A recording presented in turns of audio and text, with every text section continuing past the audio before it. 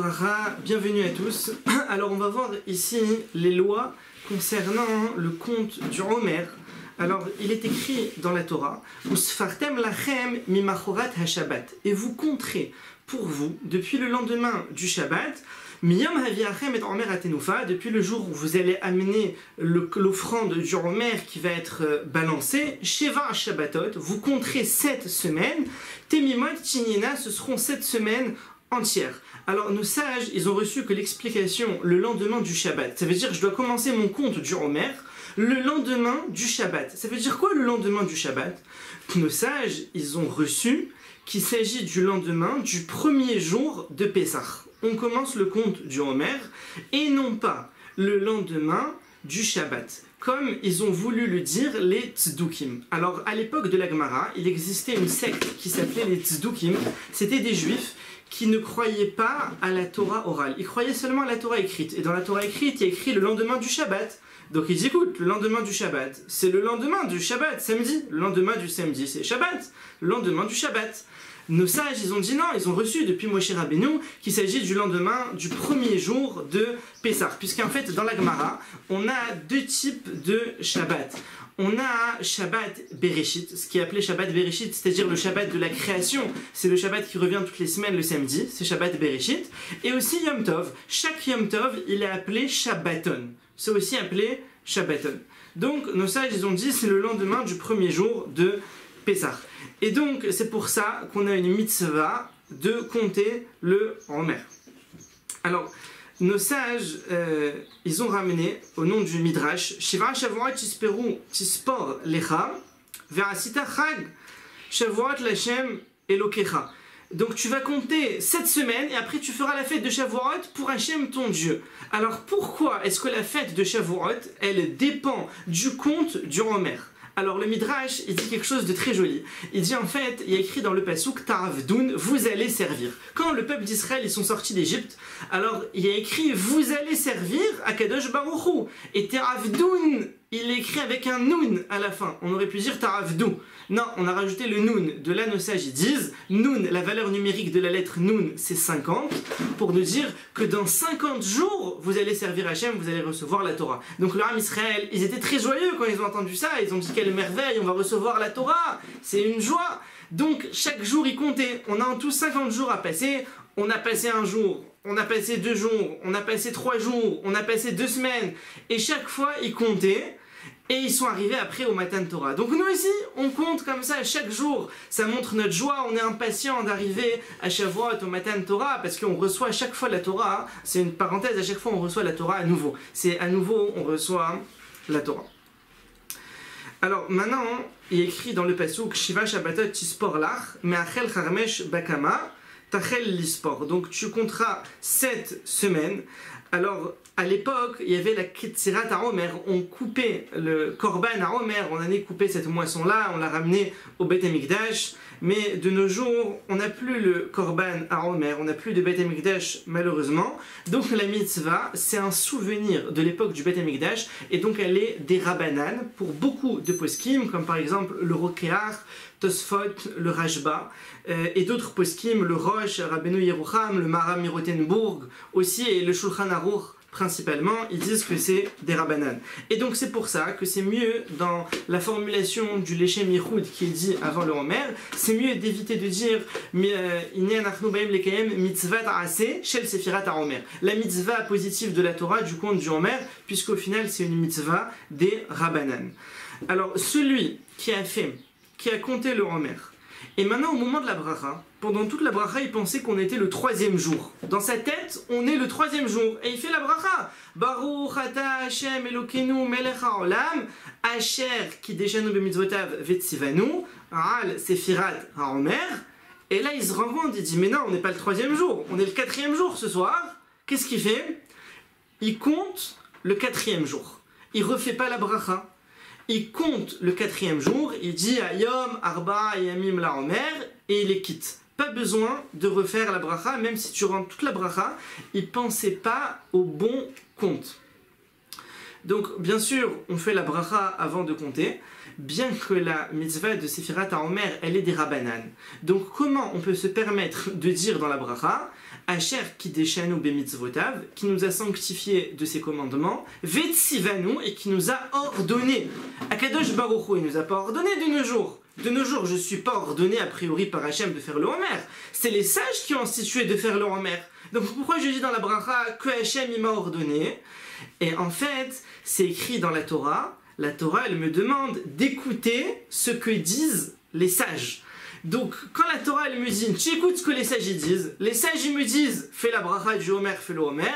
Donc, indirectement, j'écoute ce que la Torah, elle m'a dit, et donc on peut se permettre de dire, Vetsivanu, et comme on retrouve ça pour les Nerot Hanouka, Vetsivanu, lehadlik ner Hanouka, c'est la même chose, Hanouka c'est des rabanan, et aussi Netilat Yadaim avant de manger du pain, Asher kideshanu bemitzvotav, Vetsivanu, al Netilat Yadaim, ça aussi, la Torah, elle m'a demandé d'écouter les sages ils m'ont dit de faire Netilat Yadaim avant de manger du pain. Alors, la mitzvah de Sefirat HaOmer, elle peut être faite dans toute langue qu'il comprend. Il peut faire en anglais, en français, en espagnol, mais il faut qu'il comprenne. Et même en hébreu. S'il fait en hébreu, les khatrila a priori, il faut qu'il comprenne. C'est très important. Avant de dire le conte, il n'a qu'à regarder la traduction s'il ne sait pas ce que c'est. Parce que s'il compte et il ne comprend rien à ce qu'il dit, c'est un gros problème. Il doit recommencer, il doit recompter dans la langue dans laquelle il comprend, ou bien qu'on lui explique et après il a qu'à recompter en hébreu, mais sans bracha bien sûr. S'il a déjà fait la bracha, il ne refera pas une deuxième fois. Alors nous les Sfaradim, on dit Hayom Shlosha Yamim La Omer. On dit avec un lamed. Et nos frères Ashkenazim, eux ils disent Shlosha Yamim Ba Omer. Par exemple 3 jours Ba Omer avec un bête. Et à partir du moment où on arrive à la première semaine, bien sûr, alors on commence aussi à compter les semaines et on dira Ayom Shivra Yamim La Omer Shehem qui font Shavua Echad, une semaine. On commence à compter aussi les semaines. Il faut compter à la fois les jours et à la fois les semaines. Maintenant, vous remarquez que sur la mitzvah du Sfirat HaOmer, on ne fait pas Shechianu. Pourquoi est-ce qu'on ne fait pas Shechianu? C'est une mitzvah qui vient une fois par an, donc chaque année c'est nouveau. Chaque année fait Shechianu. Alors deux réponses. Premièrement, c'est une mitzvah qui est faite avec la bouche. C'est une mitzvah sur laquelle il n'y a pas d'acte, donc on ne fait pas Shechianu. Et de plus, comme c'est uniquement un souvenir de l'époque du Beth Amikdash, donc on ne fait pas non plus Shechianu. Alors maintenant, concernant quelqu'un qui est prisonnier, il est en prison. Et dans la prison, là-bas, il y a une très mauvaise odeur, il y a des choses sales, ça sent mauvais. Et donc quand ça sent mauvais, c'est interdit d'étudier la Torah, de faire des brachot. Alors comment il fait pour compter le Homer? S'il compte pas, il s'arrête de compter pendant quelques jours. Après, il a perdu la bracha.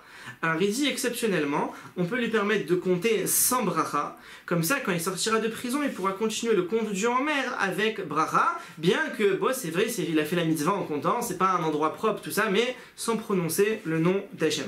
Les femmes, pour nous les Sfaradim, les femmes sont dispensées du compte du Homer, étant donné que le compte du Homer, c'est une mitzvah qui a un temps fixe, puisque c'est une mitzvah qui se fait périodiquement dans l'année, et c'est une mitzvah qui se fait avec la bracha, bien sûr, juste pendant la nuit, et pas pendant le jour. Donc c'est une mitzvah qui a un temps fixe, et pour nous les Sfaradim, les femmes en sont dispensées, et c'est interdit pour une femme sfarade de faire la bracha sur le Homer. Nos frères Ashkenaz, oui, les femmes ashkenaziotes, elles font la bracha sur le compte du Homer.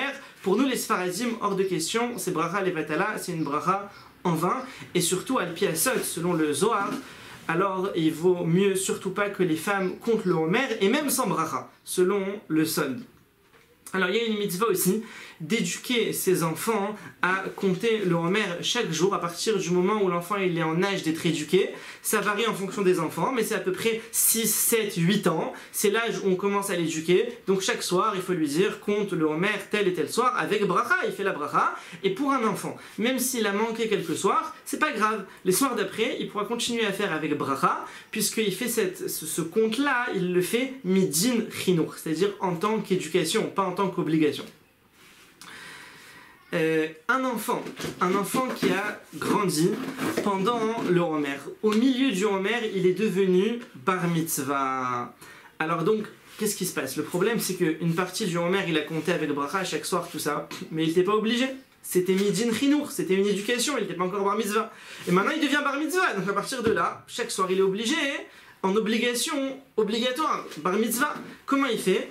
Alors il pourra plus continuer à compter le Omer avec bracha.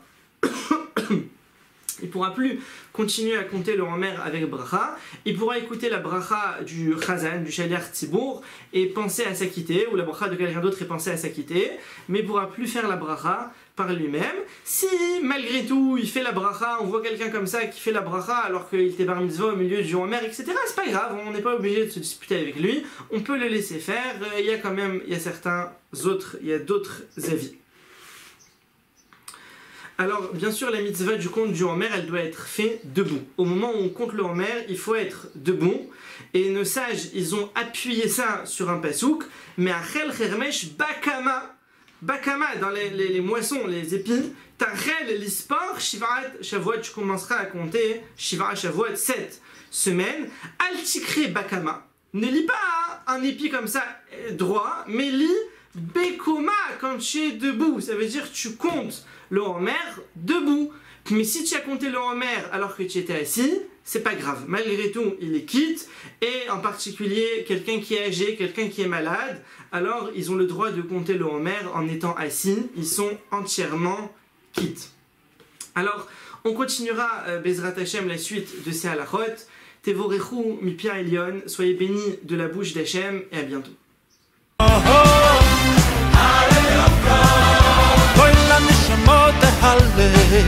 כל הנשמות הלל,